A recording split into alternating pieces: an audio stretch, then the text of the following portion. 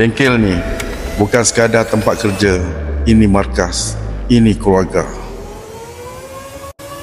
Kami mula dari kosong, tapi bila tangan pegang besi, terus jadi jiwa.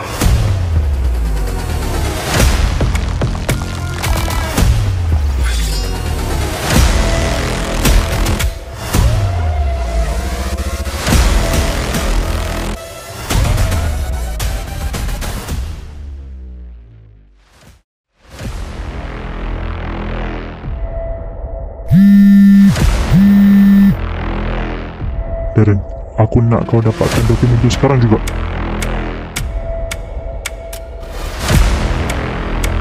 Kan senang nak buat semua orang puas hati. Ada je yang komplain, ada je yang tak kena.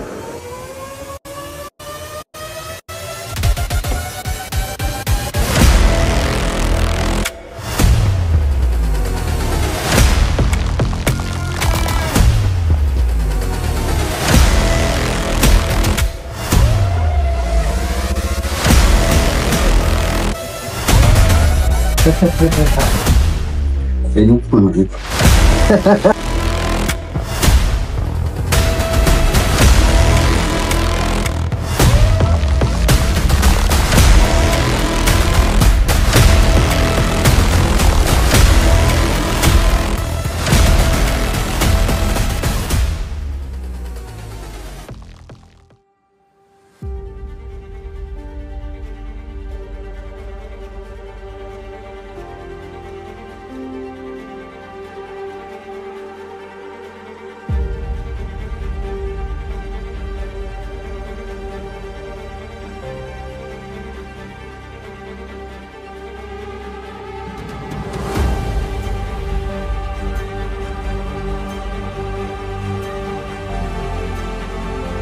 Setiap garisan, setiap potongan, semua tangan kami yang bentuk.